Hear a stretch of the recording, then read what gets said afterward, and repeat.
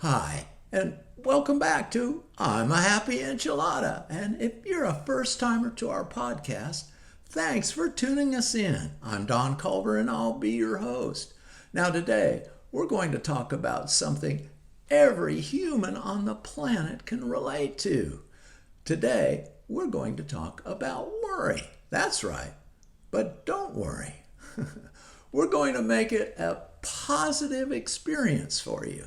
Yes, we're going to give you some great ideas and suggestions to help you manage your worrying, and especially the things you worry about, even though they are completely out of your control. So let's get started. What do you say? First, here's a simple definition of worry I like a lot. It's a state of anxiety and uncertainty over actual or potential problems. Well, that's short and sweet, but I get the idea. Now, I found this on Headspace online, and I wanted to share it with you. Here it goes.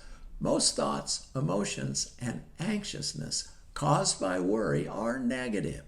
Imagining worst-case scenarios, anticipated threats, or scenarios that reflect our own lack of self-worth. For instance, the worry could be that someone we're meeting won't like us. How could that be? Or the nagging pain we've noticed might well be a serious health condition. I've been there. Most of the time, our worries turn out to be wrong. And that's because worry is often invented in the mind and seldom rooted in fact. Occasional anxiety over the future is a normal part of life. In fact, our brains are evolutionarily wired to worry. Our cave-dwelling ancestors who imagined the worst when they heard leaves rustle had better odds of surviving a predator by being in this state of constant alert.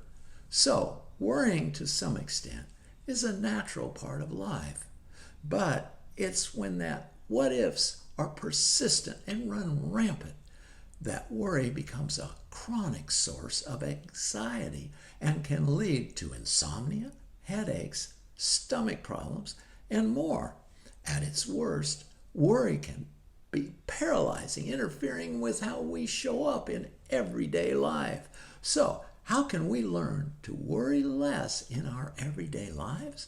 Well, I have good news. There are several ways to do just that, and if practiced consistently, will help us rewire our thinking, helping us to break the worry cycle. Chronic worry is a mental habit that over time can be broken, and that's good news for all of us, right? So here's some suggestions. 1. Schedule worry time on your calendar.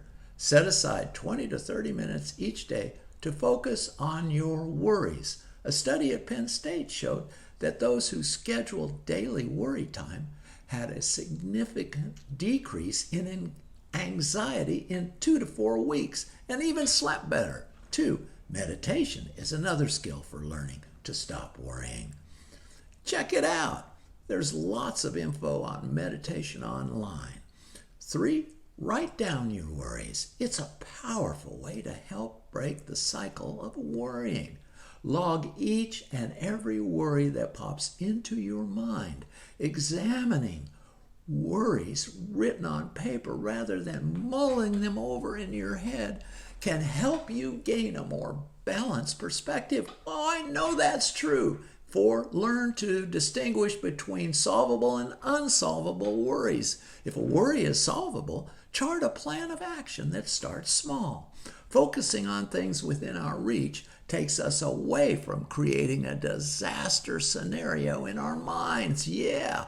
And 5, write down 3 things you're grateful for. Consider some things in your life that you appreciate. Research suggests that when we take note of and cultivate increased appreciation in our lives, we feel happier and more optimistic about our lives. That makes sense. So, there's 5 great ways to get started on getting control of your worrying.